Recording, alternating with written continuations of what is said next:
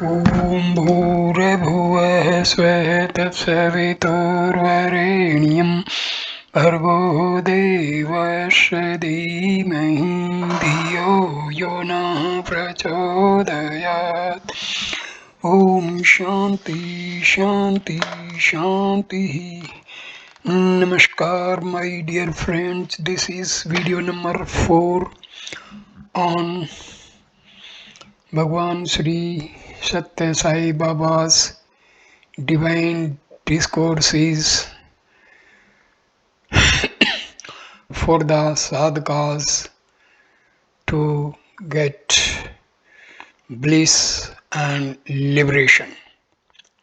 This video starts with discourse number 7, Ascent to the Divine.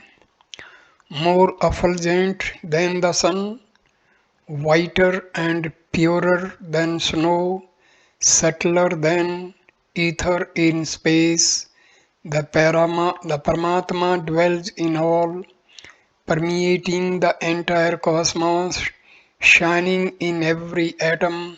You are in that Brahma is in you.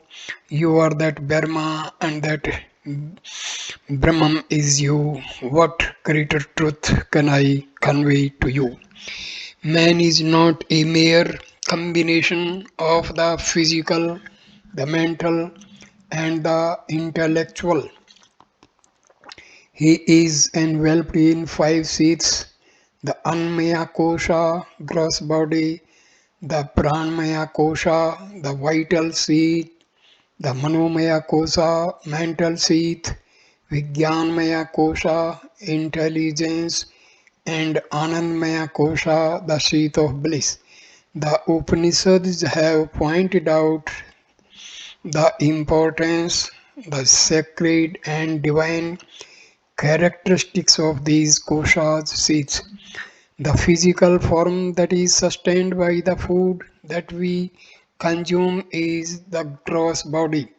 Thereafter we have the pranamaya, manomaya, and vijnanmaya koshas, subtle bodies, which together form the linga sarupa, the within body or the sense body. The third form is the Anandamaya Kosha, the subtler body which has the knowledge of the real self.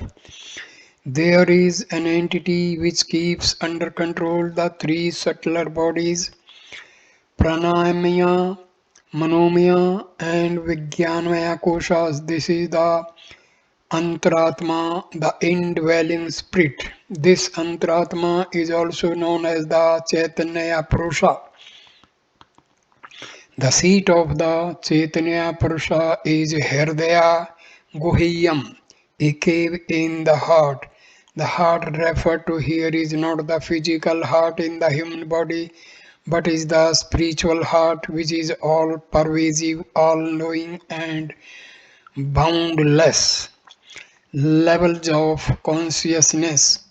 The Atma, spirit, when it is associated with the physical body, is called Annamaya Purusha. This is the state of ordinary consciousness.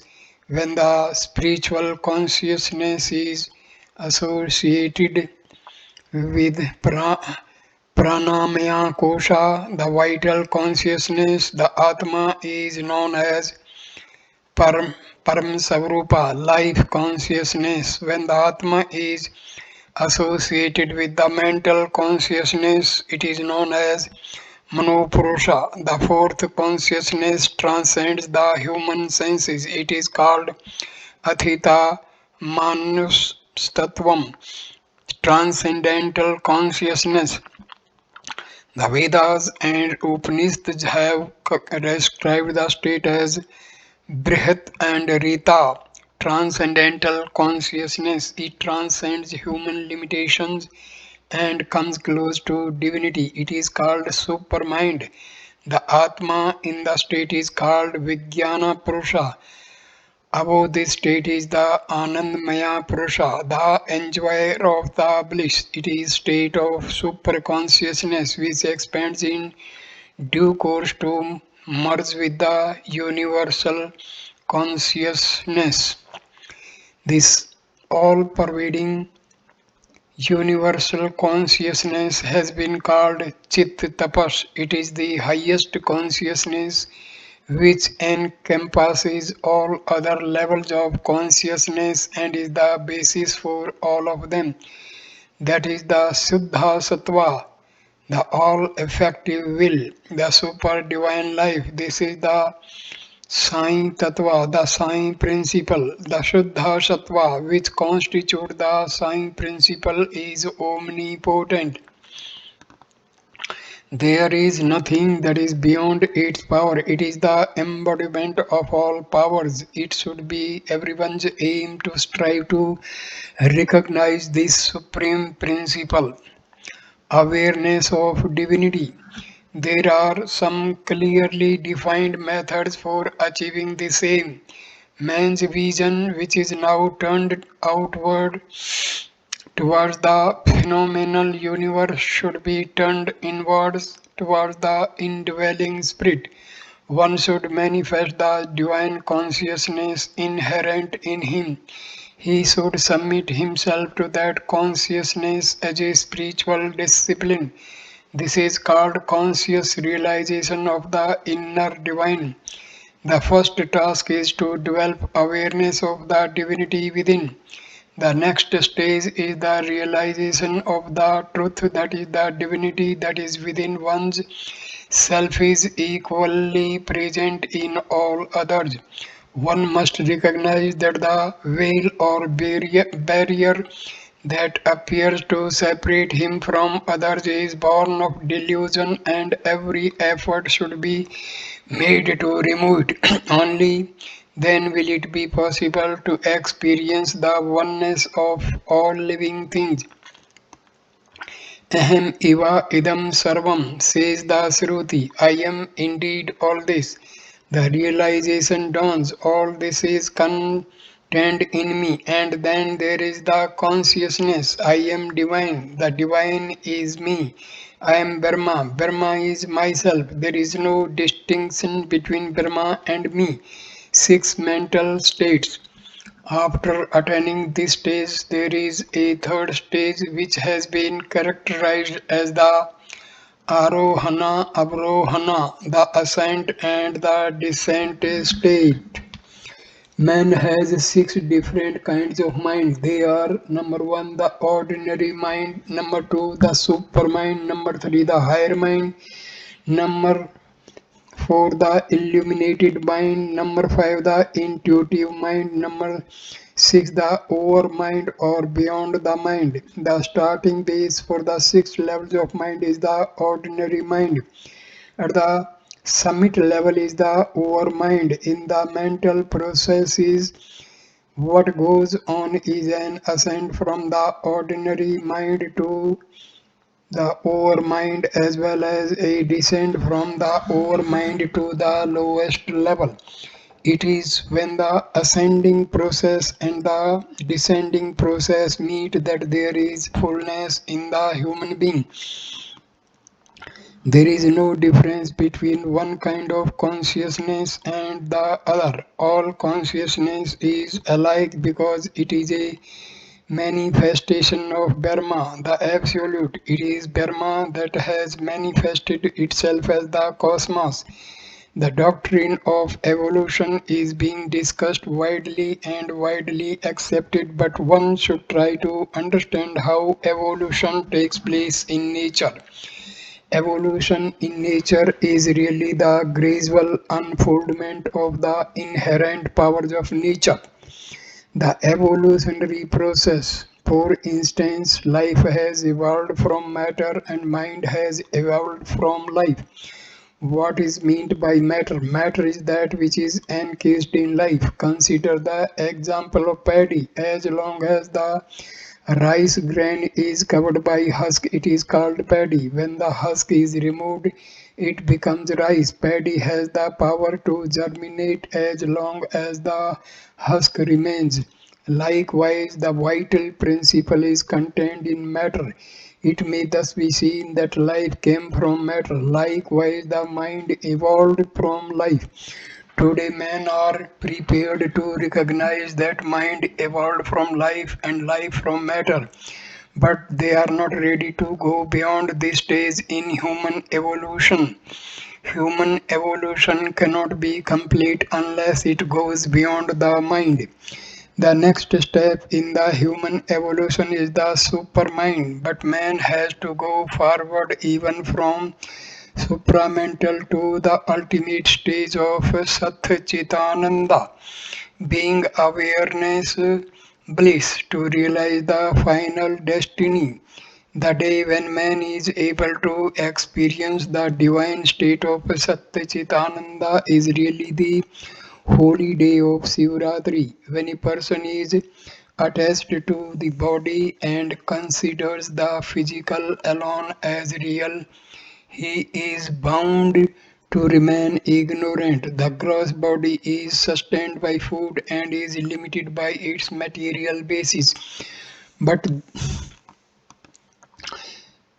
but then but there is a subtle body which transcends the physical. This is called Linga Deha. After understanding the nature of the subtle body, man should try to proceed further to know the nature of the Karna Deha, causal body, which is subtler than the Linga Deha, which is the experience of Ananda, divine bliss. Everything has its origin in bliss and is dependent on bliss. Bliss is present in a subtle form in every object in creation. Have the urge to change to a higher state. Of what avail is the study of the Upanishads and the Gita if there is no transformation in our thoughts or way of life? There must be the urge to change and progress towards a higher state of consciousness. It is only when we reach the supramental stages that we can grasp to some extent the relationship between the phenomenal universe and the divine.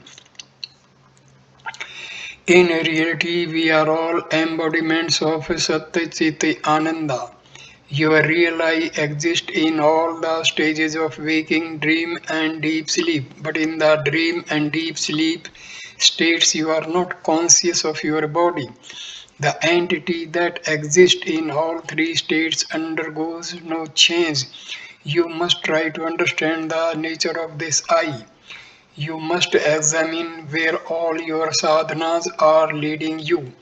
You have to proceed from the purely mental stage to the highest stage of the overmind and experience oneness with the universal consciousness.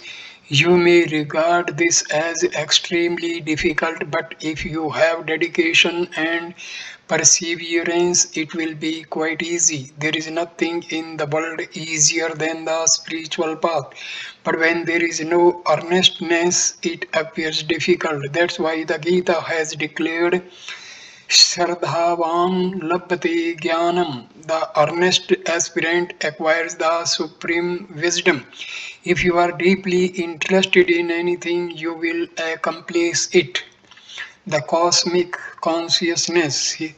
Hence, you should constantly remind yourself, I am the embodiment of the divine consciousness. Sat Chit Ananda constitutes my form.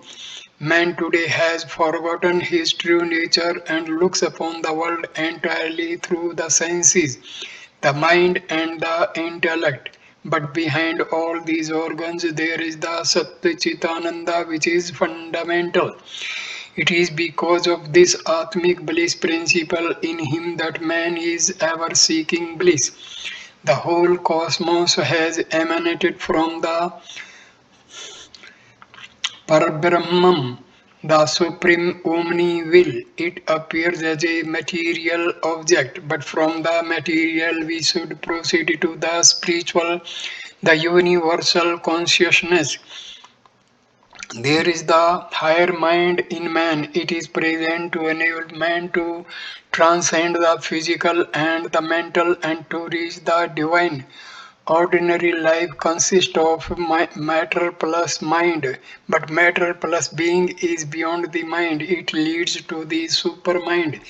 The mind attracts many objects that it sees. It promotes a variety of qualities, attitudes, and attachments. Above all, it encourages the inflation of the ahankara ego. Puffed up by his ego, man loses all his powers of discrimination and forgets what is evanescent and what is permanent. He makes himself an object of derision. It is only when the ego is deflated and eliminated that man can gradually realize his spiritual essence. Spirituality cannot be understood as long as the ego is dominant. And of what use are spiritual studies and discourses to one who has no understanding? Embodiments of divine love. You are engaged in various spiritual exercises. Some call it worldly, illusory, and ephemeral. It is described as Maya or Mithya. This is entirely wrong. I am Satyam, real. You are real. The whole universe is real. Consciousness is immanent in everything. Everything is a manifestation of Dharma. When we recognize this unity which underlies everything, we shall be able to know the nature of divinity. The world is real. To go about describing the world as unreal, illusory, impermanent will amount to practicing a deception on people and not proclaiming the truth.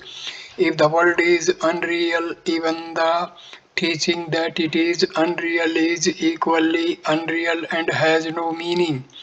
No, that is not so. This is cosmos. This cosmos is real. It is not a question of seeing truth within the unreal or the unreal in the truth. It is Satyamulani, Satyamau, the recognition of the truth in the real. It is only when this basic truth is recognized that we shall be competent to grasp the nature of our inherent reality. The cosmos is real. The forms in it may change, bodies may change. Change is the characteristic of the evolutionary process, but what should be recognized is that at the core of all things is a fundamental reality. This is the triple principle, Asti Bhati Priyam, existing, shining, or manifesting, and pleasing or loving, or Sat Chit Ananda, or Satyam Shivam Sundaram, truth, goodness, and beauty. When we recognize that the body, which is the basis of life, is subject to change, how can the phenomenal world be described as a delusion just because it is also subject to change? The universe has come from the Dharma, the universal consciousness. The multiplicity of forms are like the different kinds of figures made from sugar to attract children. The forms are different, but the basic consciousness is one. Just as a doll made from sugar is dissolved in the mouth, the external form of the body should dissolve in the experience of Atmic bliss. The source of life is Brahma, change and evolution are natural to it. But the presence of the unchanging divinity should be experienced within the changing body. In the evolutionary process, the Brahmic principle existing in the matter evolved to life. The mind evolved by a leap from consciousness in life. The mind should not stop there. It should evolve towards consciousness of the divine and ultimately merge in the universal consciousness, the Sat Chit. Satyam Jnanam Anantam. Every human being should strive to progress toward the ultimate state of overmind consciousness, the state which has been described by the seers as Vijnanamaya Kosa, the super intellectual mind. Vijnana, modern science is concerned with analyzing physical objects, but Vijnanamaya Kosa, the super intellectual mind, is concerned with the exploring the supreme reality, the omnipresent consciousness. This alone is true scientific inquiry. It is from Vijnanamaya Kosha that one proceeds to the Anandmaya Kosha, the state of super consciousness of total bliss. It may appear difficult to attain this state, but without making the necessary effort, it should not be treated as beyond one's capacity. Listen to my words, I shall show you the way. If you merely listen but do not practice what I say, you will not reach the goal. Train your minds towards the divine. It is a natural process but there is very little fragrance. When it grows and blossoms, it acquires fine fragrance. Likewise, when the human consciousness expands, it finds fullness in the state of Satchit Ananda. Starting with the ordinary mind, the consciousness rises to the supermind level. Then it moves up to the state of the higher mind. The next higher stage is that of illuminated mind. Through all these stages, the continuing entity remains the same as in the bodily changes from infancy to old age. That is the universal consciousness which is present in everyone, the one in the many. The universal consciousness is the Satyam, truth.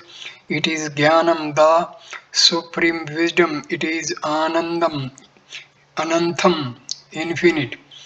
Turn your mind toward the divine. Repetition of the name of the Lord has been prescribed as a spiritual discipline to turn your mind away from the things of the world. If you devote the whole of this night to thoughts about the Lord, your minds will be transformed. Even if you are not able to reach the highest state of overmind, ever cheating, ever beating in mind the triple characteristics of the divine Satyam, Jnanam, Anantam, Brahma. Strive to achieve the supreme goal of man. This discourse was made in Purna Chandra Auditorium on Mahashivratri, 16th February 1988. If in this worm you want to promote friendship, you can do so by using sweet words, by talking in a very sweet manner, and by speaking about sacred things. Sathya Sai Baba. Next discourse number 8, Karma and Divine Grace. The edifice of man's life is erected on four walls: Janma, Karma, Dharma, Brahma, birth, actions, duties, and supreme reality. These four walls are interdependent and inextricably connected with each other. What for does birth take place? To perform actions. How are actions to be done? Actions should be filled with dharma, righteousness. Through righteous actions, one should realize the Brahma. Man has forgotten this goal. Today, actions are related to physical needs, and dharma is concerned with getting on in the world. There is no awareness of the Supreme. Without four bare walls, even a cottage cannot be erected. The mansion of life has to be supported by the four essential walls of Janma, Karma, Dharma, and Brahma. Karma, action, is the cause of birth. It is the life sustaining force. The body is the instrument of this vital force. Karma sustains life in the body through the body. Every action done by man is described as karma. Man performs actions for the fruits thereof. He takes birth again to experience the results of his actions. That is why it is declared in the Gita, Karma Anubandhani Manusaloke. Man's life in the world is bound by his actions. It is not possible to get away from action, but it is essential to perform actions properly. Our condition in life is determined by our actions. Our habits are governed by our actions. Habits determine conduct, and conduct determines our future.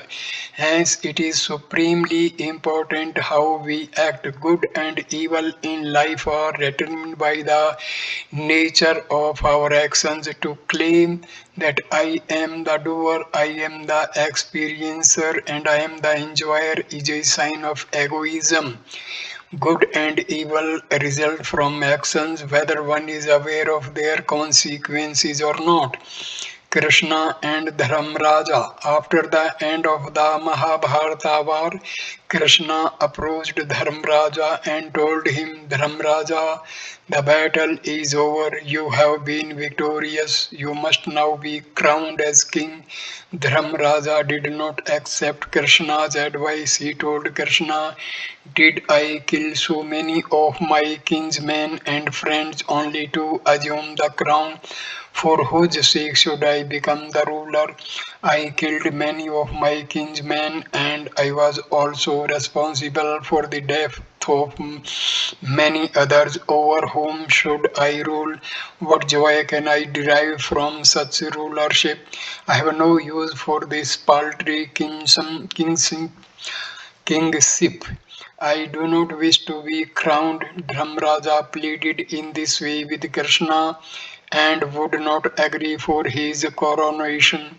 Krishna realized that it was no use himself arguing with Dharmraja. The ways of the Lord are mysterious in everything he does. He sets an example to the world. No action of the Lord is without a purpose. Though its meaning may not be obvious, when the Lord comes in human form, proximity to the Lord may conceal the full import of his words or actions. Bhishma asked Dharmraja to follow Krishna. Krishna thought that Dharmraja would be more amenable to advice if it came from a venerable elder like Bhishma. So he took Dharmraja to the grandsire of the Pandavas, who was lying on a bed of arrows. Krishna knew that Dharmraja would heed Bhishma's sage counsel if Bhishma advised and encouraged Dharmaraja to go through the coronation and accept the burden of kingship. Krishna felt that Dharmaraja would not refuse, so after leaving Dharmaraja with Bhishma, Krishna retired. Bhishma looked at Dharmaraja with tears streaming from his eyes and said, Dharmaraja, will you wholeheartedly respect my words? Dharmaraja held the hands of his grandsire and reverently promised him that he had never gone against Bhishma's injunctions in the past and would never do so in the future. Bhishma then said, Dharmaraja, before the war you relied on Krishna. You regarded him as your mentor. He whom you revered as your mentor before your ends had to be realized is worthy of the same regard even after your purposes have been realized. It is unworthy of you to ignore Krishna's advice now. You are looking upon him only as a kinsman. Krishna is God incarnate. No doubt he is your kinsman and friend, but you have no conception of his powers. Looking at the world externally, you are wasting your time. Look within and see the truth, advised Bhishma. Dharmaraja replied, Grandsire, I know full well with what you love, brought up when we were left fatherless. You fostered us with greater care than even a father could have bestowed. But we fought against you in the war and brought you down.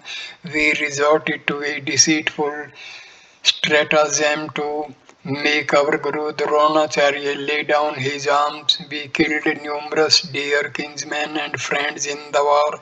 After all this, what joy can I derive from ascending the throne? Please spare me from the ignominy of coronation. Dharmaraja piteously pleaded with Bhishma in these words, the bonds of karma and time. Bhishma, smiling at Dharmaraja, said, the world is bound by karma. Dharmaraja, you are well versed in the scriptures.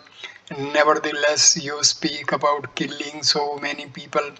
Who are the killed and who are the killers? You do not have the power to kill or to make the others kill. Killing and getting killed are consequences of past karmas. Karma is responsible for everything that happens. Let me illustrate this by a story. Bhishma then related the following story. A woman who had an only son lost her husband. Taking her son with her, she was going through a forest to go to another village. On the way, she rested under a tree with her son sleeping on her lap. Suddenly, the boy woke up with a shriek and started crying. The mother woke up and noticed that a cobra had beaten her son and was wriggling back into an ant hill. Within a few moments, the boy died while the mother was wailing helplessly over the death of her son. A highway robber who was passing by that way heard her cries and inquired about the cause of her grief. Learning about the death of her son from a snake bite, the robber decided to dig up the ant hill and kill the cobra.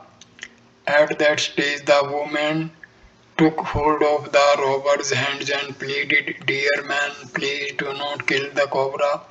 Will my son get back his life if you kill that cobra? I cannot escape my fate. The robber said, that poisonous snake can cause the death of others who may come here. I have a duty to destroy poisonous creatures. Then the mother replied, son, it is by the dictates of Kala, time or fate, that this poisonous cobra bit my son. His death is the result of his own past karnam. Karma is responsible for everything. We are not aware of the consequences of our actions when we do them. We grieve over our calamities when they occur. Behind every good or bad event, there is a cause. Dharmaraja, people talk about Yama, the god of death. He comes in innumerable forms to take life at the appointed time. Yama is called time or destiny. Dharmaraja, karma is responsible for everything. How is it that you could not see that a simple woman realized so clearly? You are well versed in all the shastras and know what is wrong. Knowing that gambling is among the five great sins, you succumbed to play the dice and as a result had to endure innumerable difficulties, including living in the forest as an exile with your family. We are not all your ordeals. Were not all your ordeals the consequences of your action? No one can escape from the consequence of one's deed. With God's grace, the result can be overcome. But if one disobeys the command of the Lord, no one can save him. By going against Krishna's command, you will not save yourself from the consequences of your actions, concluded Bhishma. Submit to the divine will. Finally, Bhishma exhorted Dharmraja in these words: the divine will is the basis of all action. The divine can annul the consequences of these actions or provide the means of expiation for them. Hence, your duty is to carry out faithfully the divine command.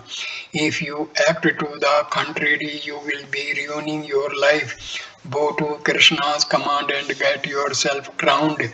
Dharmaraja, however, continued to be wrecked by doubts as to how the law of karma operated. Was the boy's death from the cobra bite a decree of fate? Bhishma reassured Dharmaraja, the Lord grants the fruit of every action according to each person's deserts, in any form, in any situation, through any agency. All results follow from the actions. The wicked Kauravas, although they knew the principles of morality and justice, subjected the noble Pandavas to such troubles and ordeals that ultimately their entire clan was destroyed. Because the divine was on their side, the Pandavas were victorious. Bhishma therefore advised the Pandavas not to ignore Krishna's advice in the hour of their success. It is not easy to explain in what form and in what manner karma follows a person.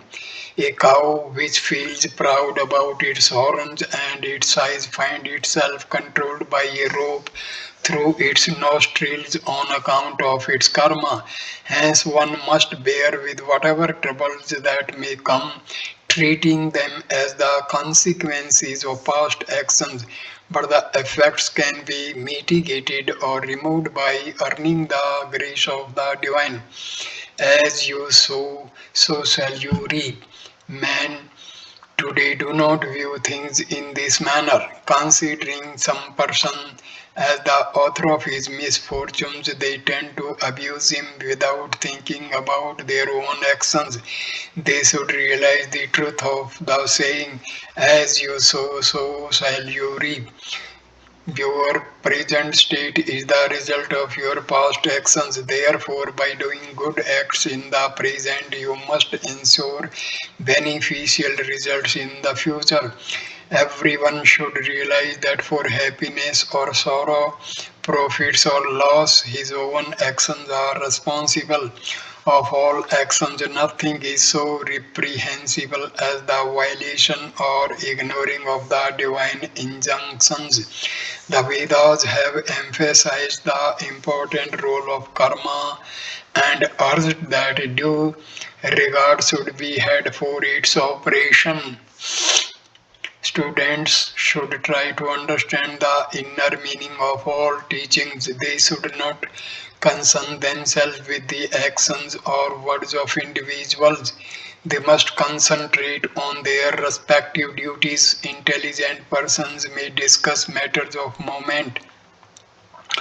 The small minded may discuss personalities. Both types of discussions are likely to be exercises in futility.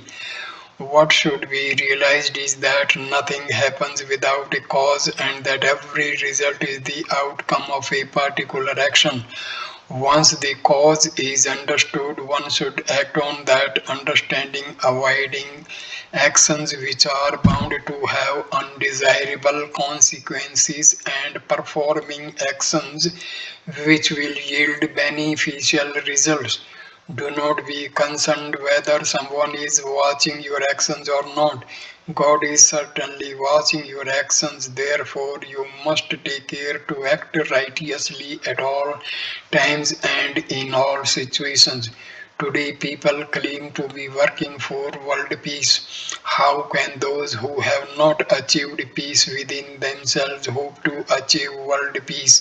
Those who have not learned to look within themselves and cultivate a broad spiritual outlook are not competent to work for peace in the world. Education is for acquiring wisdom. Students, your actions are responsible for your good or ill. Your fame or disgrace, your joy or grief. Do not get excited over petty demands and desires. Fix your minds on permanent ideals. The discipline you observe should not be confined to your tenure in the college. When Bhishma questioned Yudhishthira whether his faith in Krishna endured only as long as the war lasted, Yudhishthira was beaten to the quick. He realized his mistake and felt repentant deep in his heart. Today's students, however, seem to be immune to such appeals. Do you need Sai Baba only for obtaining a seat in the institute? Don't you need the help of Sai after you have finished your studies? You will need Sai always. You must not forget how you completed your studies and what the Sathya Sai Institute has done for you. If you forget this, you are in for all sorts of troubles.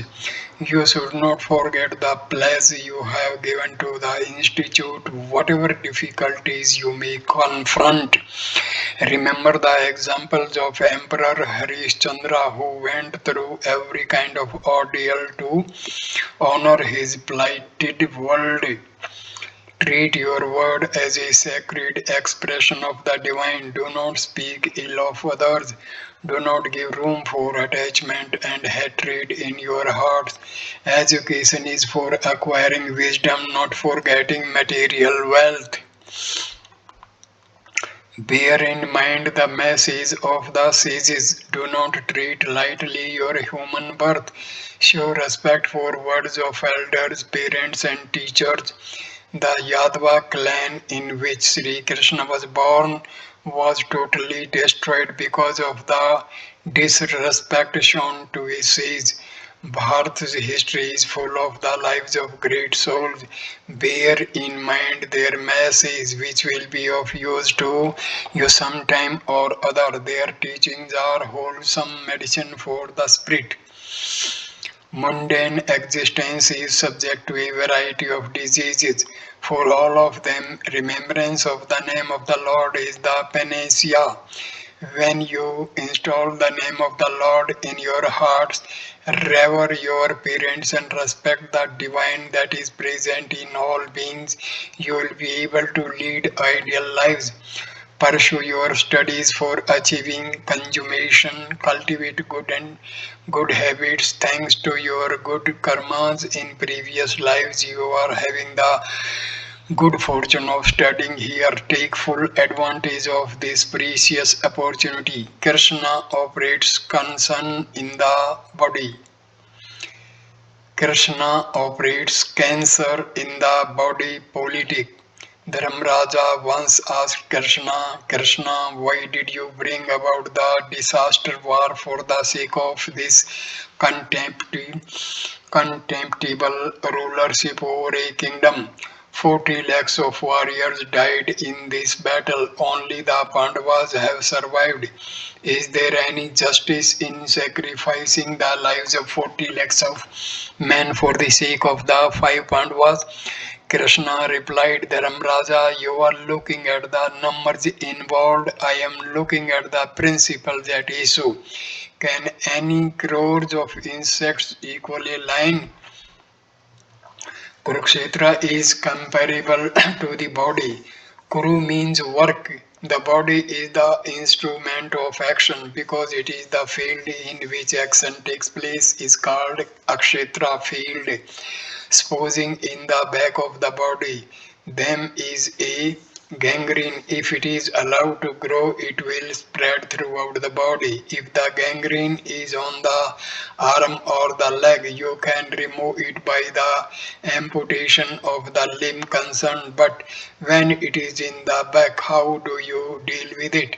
A major operation will be necessary. Likewise, the evil qualities in the Kauravas were like cancer in the body politic. If they had been ignored, the entire nation would have got infected. Hence, action as a surgeon, I carded with the operation of the Mahabharata war with Arjuna as my assistant. In the process, 40 lakhs of microbes died. For the sake of saving these microbes, should we let the patients die? To save the individual, you have to eliminate the cancerous microbes. Likewise, persons with evil qualities are like cancer cells. I saved the nation by destroying these bacteria. There is no sin in this, declared Krishna. How the divine acts. If for doing a good deed you have to cause a little harm, even that should be regarded as a help. But in all such cases, there should be absolutely no element of self interest. Whatever help is rendered with a selfish motive behind it is no help at all, because the divine is totally free from self respect.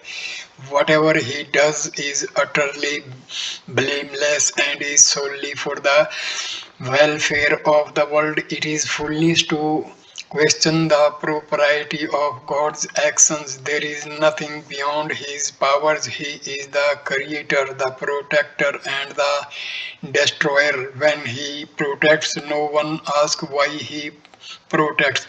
But when he does not protect, questions are asked about his inaction. When the Lord punishes, the question is asked, why does God inflict punishment? Is it not wrong on his part to do so? Such questions are motivated by selfishness and self interest. God is totally free from any taint of self interest. To indulge in controversies over the divine action is supremely folly. Them is a valid mason behind every action of the divine.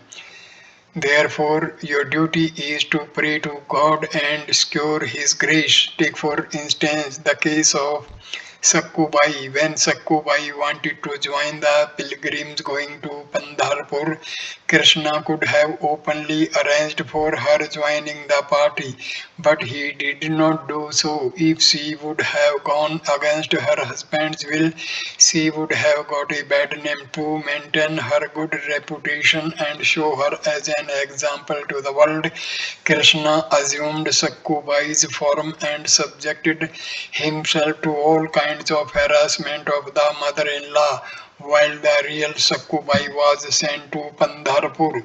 Why did Krishna do this?